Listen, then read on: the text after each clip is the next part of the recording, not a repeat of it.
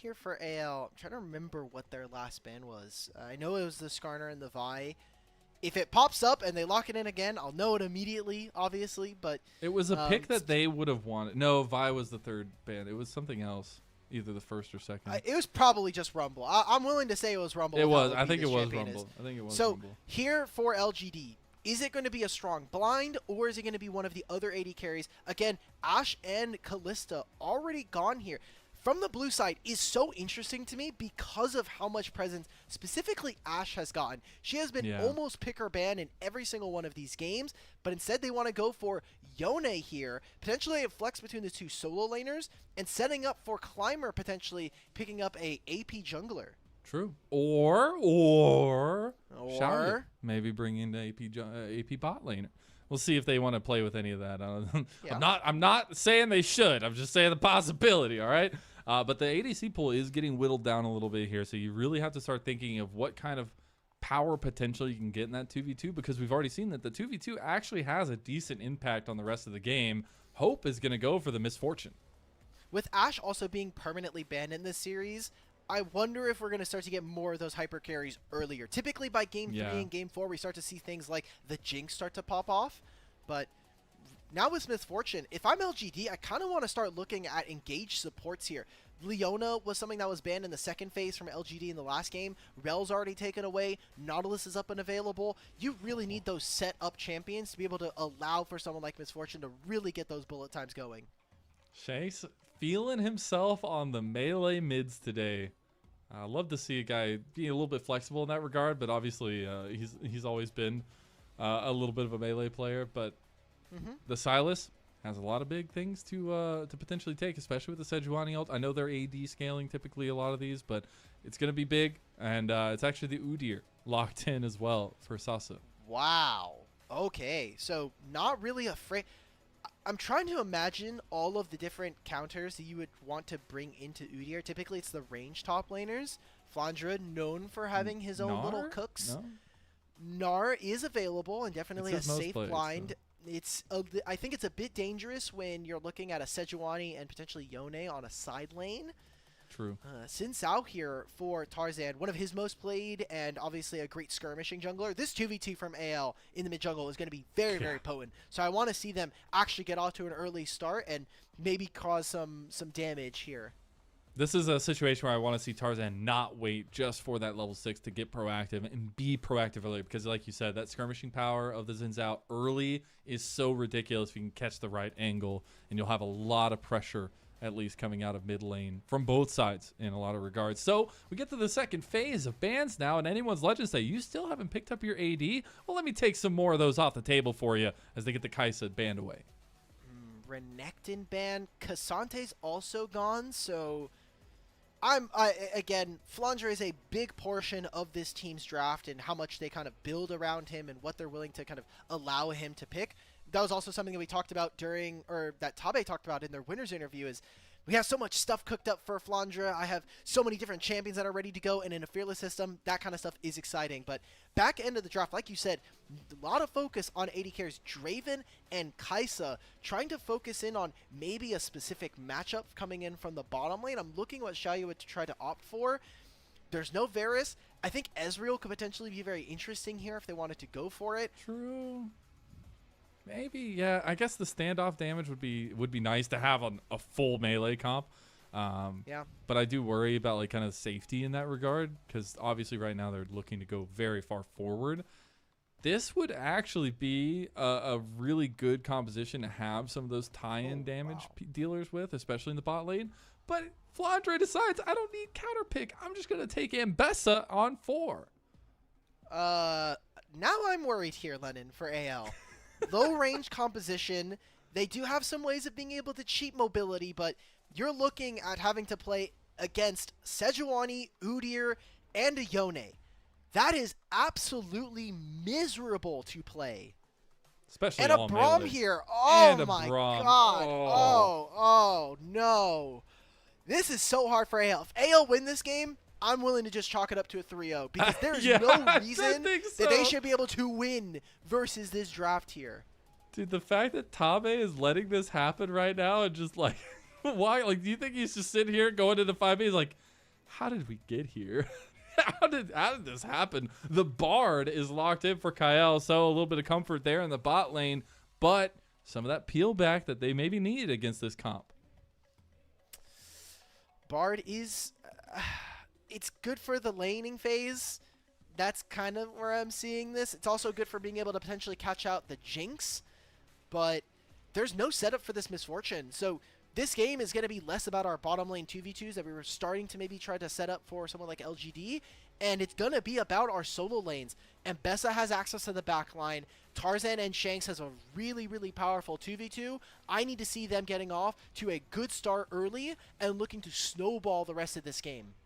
Yeah, there cannot be any of the kind of 15, 20-minute leads on the other side going into this one. I feel like this is one where you are going to have control of the map in a lot of regards. In the later part of the game, AL were able to do that. In the early part of the game, LGD were able to do that. So it's going to be a lot about the mechanical nature of the jungle paths, especially. Our big premier matchup was Tarzan versus Climber. Climber in his rookie split, a hyped-up LDL champion from 2024, going against Tarzan, who's looking to bring this team to a potential world stage later on this year. It was already a tough task in that game number 1, but we're getting into game number 2 here shortly. Sejuani setting up the entire comp right now for LGD. It all looks like a puzzle put together. It all fits perfectly on the other side for anyone's legend. You're looking at hands, you're looking at mechanics, and you're looking to just diff them to go to a 2-0. It is game number 2. We already had a banger for game number 1. So let's get on to the Rift and see if LGD's rookie squad of 4 rookies can make something happen. It's all about the jungle. Such an important matchup. And, hey, they've got Meteor behind them long time. This time they got Braum. Yeah, oh, we're level 1ing with Braum. You already know that's a good shot for them. And Bessa, Flandre, in a sticky situation. He got in deep, got a very good ward for themselves. We're already seeing the swap here coming out from LGD, getting vision down on the bot side. And I wonder how far this goes for AL, as the longer they stay on this bottom side, it is just to get vision on Climber. I was thinking maybe they try to go for some early invades, maybe try to split the map early, especially because we're talking about playing for solo lanes. If LGD can split the top side of the map and force Tarzan to really only play towards this dragon and towards the bot side, could actually end up being a very good boon for them in this one. I think anytime you're looking for some of this kind of angles and stuff from both sides can be really, really nice. But I want to go back to the Meteor point you were making, because we didn't get to talk about it too much. I'm sorry we like cut off that point, because when it was announced that Meteor was signing for LGD, everyone's like, "Oh, Meteor is playing, he's big." He went and posted on his socials like, "No, I'm actually coaching," and see if that mentor to trainee combo can actually pay off. He's been in the LPL for such a long time and kind of says had his up and downs. Obviously, has been on a few different rosters. But it's really exciting, especially for such a new player. I think he can kind of show him the ropes and give him a really good runway into this LPL year. And similar to another story that we have kind of from last year with Cream and GA, but this 1v1 is... Hope? Don't tell me you're going to die again in the 2v2! LGD, man! They just got it tonight. Last time, it was Hope flashing forward. This time, it's YCX on this Braum. He gets the first blood again. And now it's going to be that first blood feat going over immediately to LGD. This bottom lane is throwing hands early. I love to see that. Shaoye, obviously the only holdover into this LGD rebuild. Cool to see some resources go his way. Now we're looking at that mid lane passive combo from Climber and XQW. They're just going to pressure Shanks out so Climber can go pressure Tarzan. And this is the kind of duo stuff we need to see. But Tarzan, we said he's a very good early skirmisher. Kingslayer available for Shanks. LGD, this is not a fight you can win. Tarzan flashes, and Tarzan gets the response kill. He says, "Not in my jungle, you don't." And Shanks will pick up the ladder. Ah, man, XQW wasn't in the right position. Climber needed to wait for his mid laner to move after getting the push in mid. Was a little too impatient, wanted to be on that Raptors, and Tarzan knew his damage that much better than his opponent. So it's 2 kills going over to AL. Big wins for them, especially as we set up earlier. This 2v2 needs to go in their favor if AL want a chance in this game. And you can only maybe not only, but you can chalk a lot of those kinds of situations and a lot of the situations we've seen in this series so far as that experience differential, right? A little bit of that newness, a little bit of that confidence there, and trying to make a play work that maybe wasn't supposed to, or one that you had to pull back on. That is what experience brings you in the LPL. So Climber just goes here. Yeah, I mean, XUW, this fight is really hard, if only for the fact that XUW doesn't have the Spirit using his E, right? He just used it in mid lane versus Shanks, so they don't have the ability to overextend and then snap back, come back to you the rest of the map. It's just a matter of cooldowns and kind of registering that with your 2v2. Ends up being those skills like we were saying, and opening up a bit of this map here for Anyone's Legends to play with. Despite the bottom lane 2v2, we are still looking for what Kael can do on this Bard. And if he's getting in the mid lane, if he's playing with Tarzan, this becomes so difficult for LGD to play the map. It does. It gets very, very difficult. And Kael was already having a really good game in game number 1 on the Recon. Flandre not having too much fun in topside, but that's just going to be the case up here. As long as he can hold on, AL will be just fine. You have Anyone's Legend looking at bot side potentially with Tarzan, looking at that Scuttle Crab there with the dragon spawning in about 6 seconds and grubs in a minute. Something I want to say as we get further into this game with 5 minutes to start here, the lanes as we see them from LGD are going to get a lot better as the game goes on. Udyr in a side lane is going to be virtually unkillable by anybody from Anyone's Legends without multiple members showing up. And Yone versus a Sylas. Sylas can steal his ultimate, but should lose out on the 1v1 more often than not. So I'm going to be looking at how LGD are going to be able to extend this game. And if XQW falls even further, it's going to get more and more rough for this LGD squad if they want a chance at taking a game 2. Ooh, into the wall. Tarzan follows him. And here you go. AL are just taking the fight to them. Give them no time to think. And that's going to be 2 more quick kills for the mid-jungle duo of Anyone's Legend.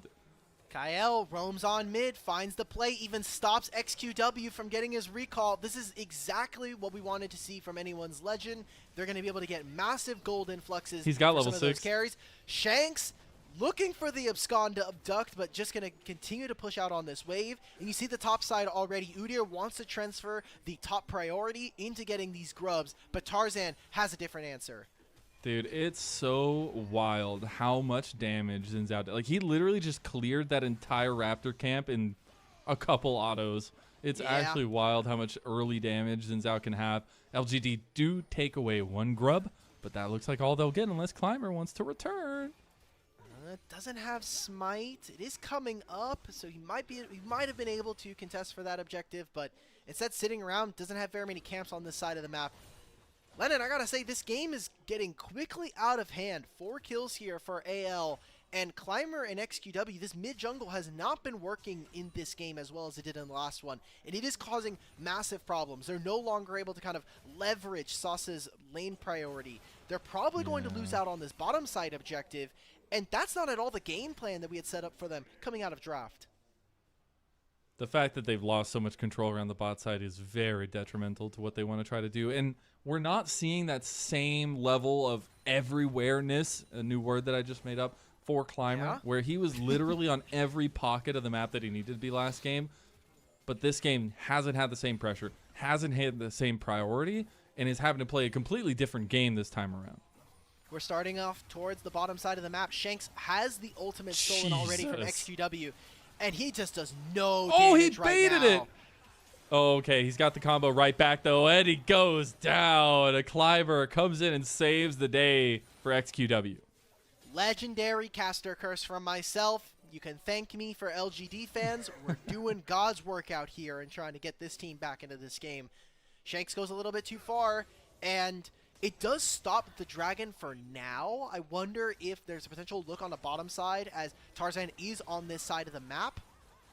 Ooh, just going for the slowdown there. Get into the bullet time, get a decent amount of damage down. Hope won't have the ulti anymore. Shaoye does have his Mega Death Rocket, but they were trying to put pressure here so Tarzan could freely take the enemy jungle. Go wrap back around down the spot side. Here comes everything from Flandre, trying to get a little bit of escape. And I feel like this is what this top lane is going to be for the foreseeable future. As long as Flandre doesn't do anything bad, doesn't get caught out, doesn't lose that side lane too heavily or die, the rest of the map for Anyone's Legend is chilling. that has been the case for a lot of Flandre games, right? Like, he's not super Literally in his indexed career on smashing the laning phase, but his map awareness, his ability to play on side was something that I think we saw really, really well exercised in that last game. So, going to be interesting to see from Anyone's Legends top laner as to kind of what happens this game. Because, again, it's about that loss of agency. When the map happens around you and not with you, you're kind of a passenger. And it comes down to, can you set up around objectives? It's going to be a big question, but also a tough ask. And a lot of these situations, you are down a decent amount against a comp that loves to skirmish. And I really think the Kael Bard pick is unlocking a lot for that bot side at least. We'll see if it continues to be represented across the rest of the map at least. Right now, our observers just really want to watch this, noodle fight up here. Look, they already gave us the grass packs earlier. I think that they are just more excited. Again, we've been talking about it, but Flandre, 10 years in the LPL, I think that there's a reason to be excited for a player like this, especially with the pedigree, and I think the level of play that he's been able to keep up in all of those 10 years is really, really impressive. Coming back to this game, however, 9.5 minutes finished Sundered Sky here for Tarzan. Huge power spike for AL, and any objective, any fight that he's a part of right now should be in their advantage. Hey, but see, you got the convergence on the other side. It's the same thing, right? Wow. They're like the same item. Anyway, I couldn't hold that one very long. I'm sorry. Grubs are coming up at 20 seconds for the useful information that's coming through. Look, hey, it's useful in the fights, all right? He's going to have something. Yeah, it's useful when your team is at least even or ahead, but his damage carries are not quite there. I think the most even right now is going to be Shaoye in the bottom lane coming in with his Jinx. It only takes one reset, and that is going to be whether or not LGD can actually find a teamfight victory and us looking at an AL 2-0. It is grubby tubby time as AL already had 2 of them. Could look to get 5. LGD maybe trying to contest there. Feats of strength still on the table for both these teams, as LGD are the first ones to start it up here. Look to take away that 1. Maybe even go for 2 if they want to hold the smite. AL finally coming over here. It's a little bit late. Flandre looking for you. Got the Tempered Fate onto 2. Now it's going to turn into a big tussle. Big bullet time miss actually there by Hope. They still get the how is this man still so impactful? Literally did nothing all game. Finds backline, but Shaoye gets excited. Now Flandre tries to get the Ambessa angle, but Shaoye is packing away. Shanks gets a solo kill on bot side, but LGD win the top side fight and they're gonna take the grubs. Oh my God, that was so close. Hope splits the Red Sea right there with the bullet time, landing on nobody of consequence here versus LGD, and they were able to build out a solid enough frontline. Kael with his ultimate, I mean, it's great because it lands onto 2 members, but the rest of AL do not actually properly collapse. Now this teleport coming in from XQW, it's just too long. Shanks is like, thank you, God, for all of the new teleport changes, because old teleport, he would have been dead. Whoa. Now Sasa might be facing that. It's a new year running it down. Ambessa's here. The Iron Wolf to shut him down. Oh, no, the Tarzan's going to get... Okay, no Iron Wolf here. Nothing to see here. All right, well, cool. So we get to take a look at this replay here of the fight. Oh, this is going to be what happened bottom lane. Okay. Oh, he just wins it out. Yeah, I mean, Shanks just put hands on the boy. There's nothing you can do. Oh, he goes back in. Oh, no. Oh, that feels even worse. This is the fight. Where is the damage dealers? We landed this big ultimate onto 2 members, and no one's able to deal anything. Flandre with this public execution, the big thing about this ultimate is that it targets the lowest HP member that you're able to hit. And that usually is going to be your AD carry, but this time it was YCX, opens up a big opening here for LGD's backliners, and they're able to pick up a couple of kills for themselves. Unital Wild Arrows finished already here for Shaoye. Those 3 items, once we hit them for Jinx, can be a big difference maker. They absolutely can. I will say Kael flashing in a straight line against a Jinx rocket feels real bad. And kind of what set the tempo there for LGD. But Shaoye will take that all day. Again, the last remaining member in the rebuild here for LGD. And he's been getting a few resources as we go in the 2v2. Been going a little bit more LGD's way, even if the games haven't. And now we're at a much more even state. About 800 gold in the lead is AL. We have another dragon coming up in 10 seconds. I think LGD might win this game by sole factor of how expensive their skins are. And it's only Shaoye carrying that It's one. literally the Jinx. It's just the fractured Jinx. I wonder how many rolls it took Shaoye to get it on this guy. Oh, wait, they're tournament realm accounts. They get them for free. Wonderful. Not all of them, though. I don't think you get the Faker skin. At At least that's what I heard. Tournament. I heard Yeah, from players that you do not get the Faker skin. We keep seeing it every so often played in like LPL and LCK. So we'll keep an eye out for that as to whether or not. That's the pertinent information. Yes, exactly. That's gonna be a dragon going over to anyone's legend.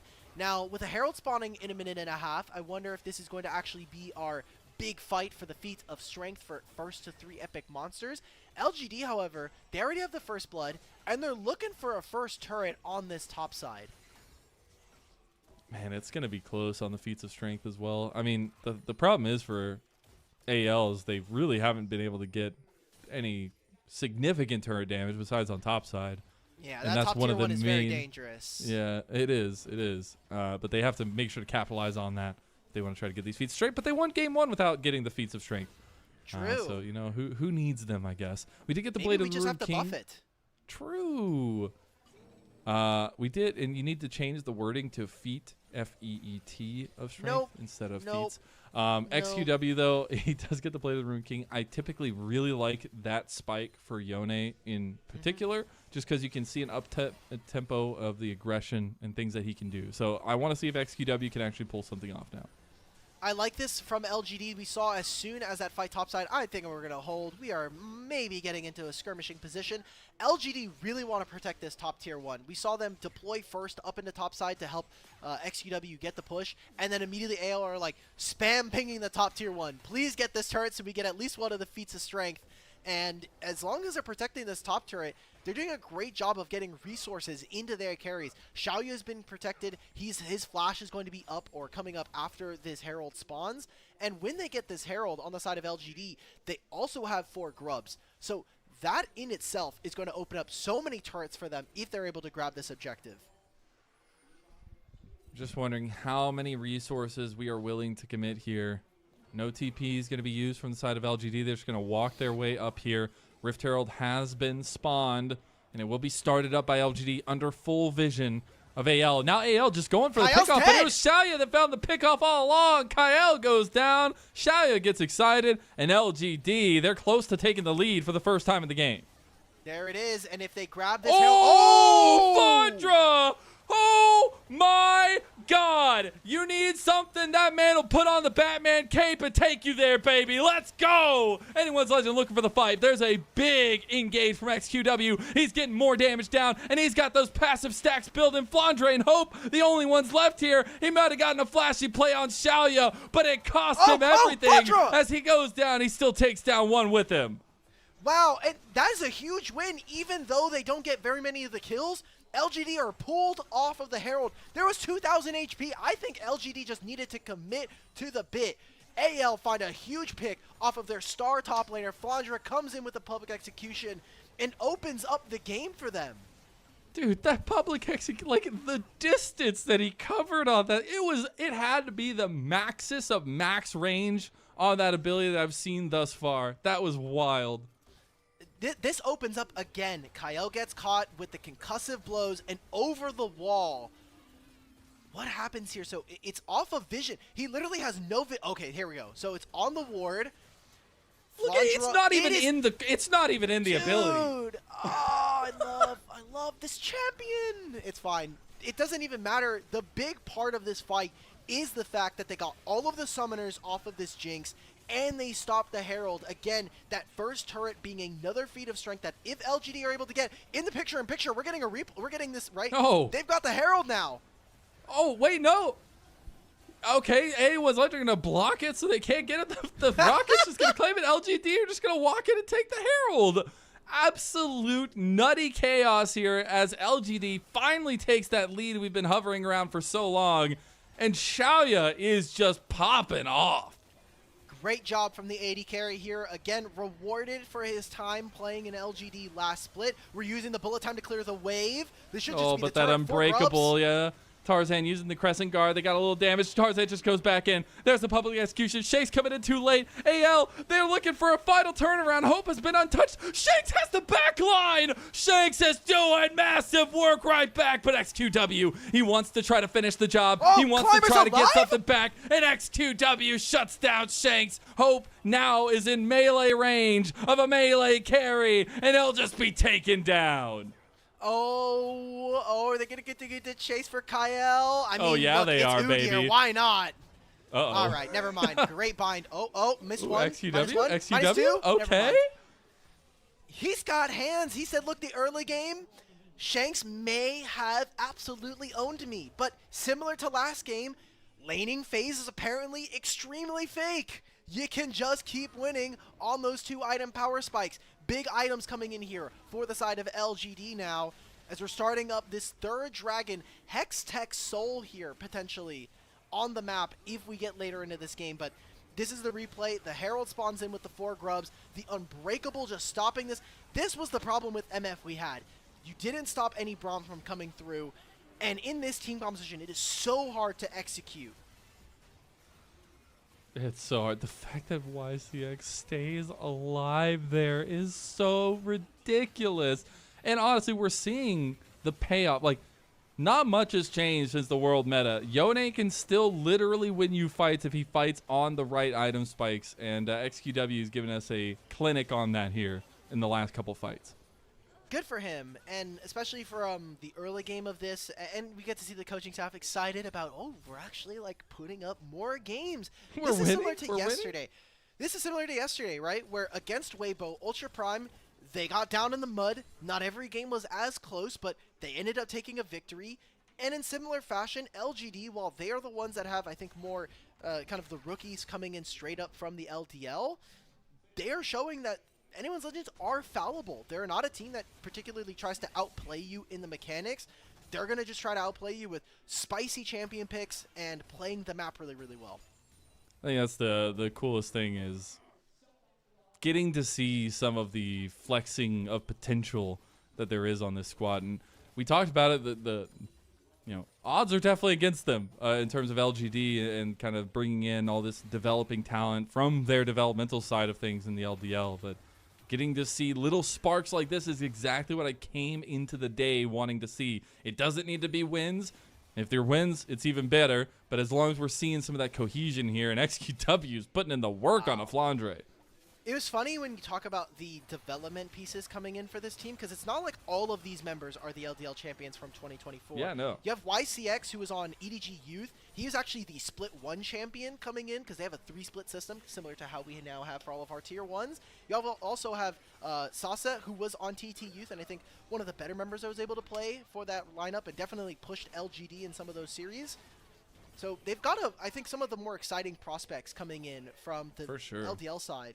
And if it leads to more wins, again, I think that for this roster, you are looking towards a Split 2 kind of revamp or kind of push for a higher seeding. I think it's possible, especially with what we're getting here.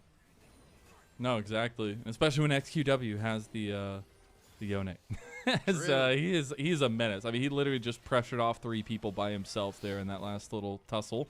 As Atakan will be spotted in topside and started by LGD, but really, it's just XQW who wants to kill Kael, and now might just take Tarzan and Collateral. That Unbreakable's doing so much damage, or at least blocking so much damage. LGD will back away a bit. They do still have TPs to come back to the fight. Atakan started right back up. XQW going to TP right back. Anyone's Legend need to find a fight here. Oh, Flandre's trying to find a flank. There's also Hex Tech Tarzan. portals if they need to get back in here. Tarzan needs to be careful. Okay, flash burn. Glacial Fisher going to be popped there by Shanks as he stole it. Atakan's going to reset since nobody's in the pit to fight him. Flandre still on the side, about half health. TP not going to be available for either of the solo laners. Kael just has to find a back here, looking maybe for a flash play. The turret's going to go down, and here you go. XQW goes for the over the wall, not able to get it, but maybe the follow through. Shanks locked down by himself, but he's healing so much. Mega Death Rocket goes in. Now Flandre finds the back line. This is the fight that AL needed. This is the one they were setting up for, and they find the access pipeline, and that's gold right there. Triple kill going over to Shanks, but it is all Flandre in this one. The solo lanes, yet again, for anyone's legend, make magic happen in a fight that didn't look very good for them. So they'll grab themselves the Voracious Otacon. They'll be looking to push on some more of these turrets. And that might yet again be another fight where LGD overextend themselves and put themselves at a deficit where they could have won this game. They could have won this game, absolutely. That's going to feel heartbreaking. And they still can, for what it's worth. Absolutely, Just, they still can. The fact that it felt like AO was losing this fight from the get-go, but Shanks takes up so much space and damage here.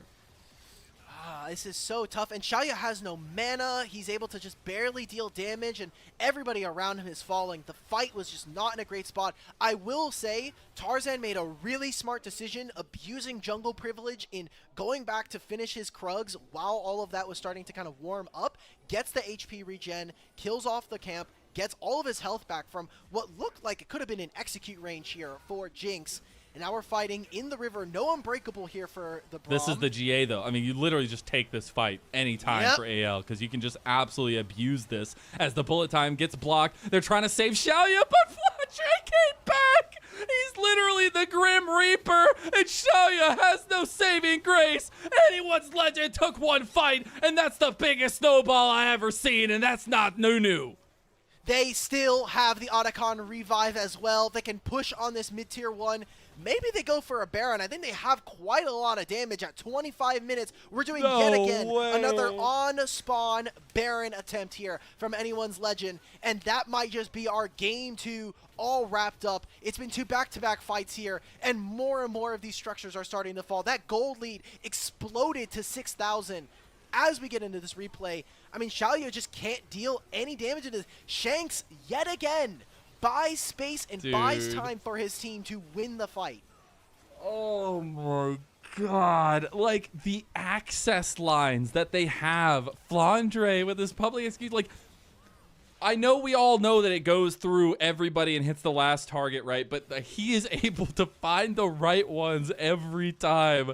And the impact that Flandre and Shanks are having into a composition like LGD have in the Sejuani and the Braum is stuff of miracles, as you said. At the end of the day, it does come down to execution. Everybody likes to harper, like, hey, this team won draft, so the game is just over. No bother in playing it. We got to see the execution here in team fights come through for AL time and time again. And even in the early game, it was a little bit sloppy from LGD. Imagine if they weren't giving over kills. If Tarzan had not gotten that first double kill early on, maybe there's a little bit more room here in terms of grace for LGD. But this development squad still rough around the edges. And I think still being able to hold your own against Demacia Cup champions, against a team that we are thinking to be top 4, top 6 here in the region, still impressive enough. You know? Oh, wow. That didn't. All I right, can't believe that didn't hit Hope. I'm like actually shocked that Hope didn't get hit right there. But like prison, XQW's down. Unfortunately, had so many big moments in this game on the Yone, but has not been able to stick it to him. But this is exactly the story I expect when you put these two teams on paper against each other. This is what we've talked about the entire time. You can look damn good for 20 minutes, 25 minutes, but the real teams that'll find wins in the LPL, it is teams that know how to scrap it out. Teams that know how to capitalize on the right moments. And all it took for AL was one fell swoop to knock down LGD's advantages and slowly but surely burn them down to a crisp in game number 2. And that'll be a 2-0 lead in this best of 5 for anyone's legend. They didn't even get to finish some third items there, and a lot quicker than our first game to start. Anyone's legend striking while the iron's hot and getting themselves to a 2-0 lead here in that best of 5. I love what we're getting from the solo lanes. I think when you came into Yeah. this year, there were a little bit of questions as to whether or not Flandre, coming off of a kind of not great JDG year at the end of the year, and then Shanks as well, there were some questions as to whether or not he would be able to level up his gameplay. And while there have been some mishaps, I think for right now, AL are looking on form. They really are. I mean, we had said we had seen awesome things from the mid jungle duo, from the top jungle duo for anyone's legend in Demacia Cup. But honestly, it's a holistic effort at this point in this series. And I think there's been like the fact that bot lane is barely holding on or not holding on and still finding wins, like that is troublesome. But all that matters is if you have the win, and they are playing so well around their solo lanes and around Tarzan that it is so hard to deal with. And like, I can't even comprehend the level that Flandre is playing at right now. Like, I understand it's the tank Jace. I know you hate it.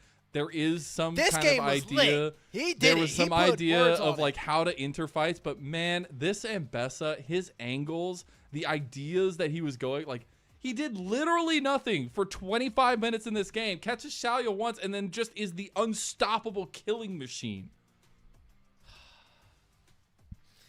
It's ADC gameplay in 2025, baby.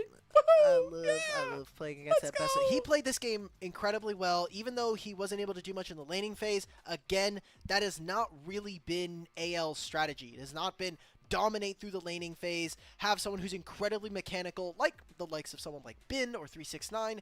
He has been playing extremely well around where he needs to enter fights, how they're able to kind of gather around objectives, and that I think has been one of AL's strengths coming into this year, is having so many experienced veterans. Obviously, we talk about some of the other members being somewhat journeymen, Kael, Hope, being able to play for so long, but Tarzan and Flandre, I'm sure, are kind of helping bring this team and elevating the roster, which was to be expected when you bring in these two players. Dude, Tabe is just sitting back there reaping in the benefits. He's just like, yes. I mean, maybe he's not too happy about how the early games went, but you know, it's fine. It's fine. A win's a win. A win's a win. And they've done it with not necessarily different looks. I feel like it's been a little bit of the same shtick both times now from anyone's legend, but they're able to do it with a variety of champions, at least, and being able to see the Xin Zhao, the kind of skirmish heavy, and the fact that they played towards that a little bit earlier, the fact that we are getting a really huge performance from Shanks, honestly, on double melee mid so far in the Akali and the Silas. These kinds of things going right for them gives us a lot of hope for the future, and why I kind of put them in my would-be world sleeper contender. But this game was a cliff as deep as the Mariana Trench, Alk. This time, there was no, like, hovering gold lead for the side of LGD. Again, the level 1 happened, or the level 2 happened, and then, despite some bottom lane happening, still just a really good game from AL. This is why I have them as, you know, we don't have Mark, and that's unfortunate, but I'm kind of sad that he took my bit, because I really wanted to kind of preach how good AL we're going to be. And while I love LGD, I have a lot of hope for this roster. I think there are a lot of exciting things for the fans in the future. In the future. For right now, AL are on form. They're incoming Demacia Cup champions. And usually, we have that little stat that we've been bringing up every now and then, but people who are the team that usually wins Demacia Cup do win at least one of the splits of LPL in the year. And with 3 of them here, the incoming momentum that we were talking about, I think it's going to be kind of an easy layup, especially when we talk about this group. Yeah, that's the biggest thing, is the group is not the most difficult. Just give it outright. I mean, right they now. already wiped up TES in the grand final, so. Yeah, hey, well, all right. But I think the real factor is the fact that, you know, it is top 2 of every group. There's 4 groups, but both teams, LGD and WE, they're kind of, well, LGD in a kind of full rebuild phase. WE trying to figure out what works for them against 2 top tier rosters who are looking to compete for the Silver Dragon Cup. I don't know. This group is pretty free. I'm looking at it right now. I mean, you have Team WE as 16th in the entire league. I do. Free.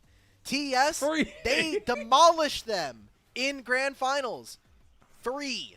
I'm looking at AL to do exactly what they did in Demacia Cup. 3-0 the group stage. and look to be incredibly dominant in a double elimination playoff bracket. All right, all right. Well, hey, they take one step towards that here with a 2-0 start to this best of 5. A lot of really, really niche good moments from LGD. What I really liked is they grabbed a very outright composition. They said, we're going to fight you with a group. We have Braum, we have Sejuani, we have double melees. That is how we want to try to approach these fights. Getting lost in the sauce a little bit doesn't help that. But again, those first 25 minutes, like those are the kinds of things you can build off of, and that's what gets me so excited. And on board the train of, you know, second, third split, this team could actually have some hope to them in terms of using some of that young strength that we know so well in the LPL. When organizations build rosters, there's obviously a couple of forms you can go with it. The most easy to kind of decipher is we're going to build towards the future, you know, play to have pretty good player buyouts, you know, develop young talent so that other teams can try to pick them up and flip a little bit of cash there, or it's a win now strategy. Some teams have obviously gone for a win now strategy across the LPL, IG, and LGD and the like of Ultra Prime, they're finding interesting bits of talent. For Ultra Prime, it's looking towards the Asia Pacific region. For this team here, it's looking at some of the homegrown LDL talent of either the LGD youth team or just picking pieces from other winning championship rosters. So I think it's a great look for them, and while it's unfortunate you have a group where you're playing against Anyone's Legends and TES, the early game is really good. I think you can teach all of this stuff. It's the mid game that is going to be very, very important, and I want to see what their coaching staff, especially someone like Meteor, can kind of bring to the squad. All hail our Lord Flandre, 10th year of his name, second MVP in a row. I don't know. I'm trying to go with some Game of Thrones thing for Flandre. He deserves it. I don't know. That Mbessa performance was wild. It might be 10 years, but I'm still glad this guy's cooking. I mean, not much to say. He played this game incredibly well, and he deserves it this time. If I thought the last one was fraudulent, this one's incredibly on brand. He made up for it. Deserved. Exactly. Like, dude, this alone.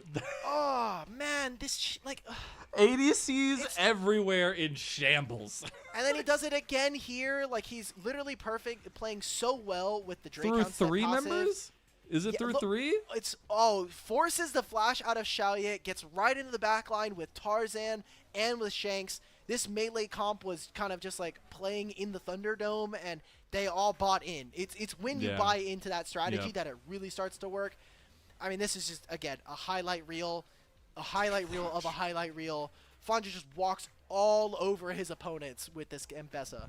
And what's crazy is, like, the mid game for Mbessa was always finicky. Like, going into this champion, we always thought, at least early on, you know, early game and late game, you can have a lot of good things going, but mid game's a little bit difficult against some of the champions that are in the flexible, you know, meta right now. But hey, Flandre made it look good every step of the way, even holding that Udyr up top for a long time. So very, very much deserved MVP there. And I love to see that, you know, there were some votes for Shanks, but majority votes for the 10-year man there. And 2 games back to back where he makes a big difference in this one. This means the LGD are backs against the wall here and trying to figure out what can work for them. Again, this is single round robin, best of 5. Bottom 2 teams in each group are eliminated from Winter Split. You cannot afford to lose any games. We're going to see what Game 3 has in store for us.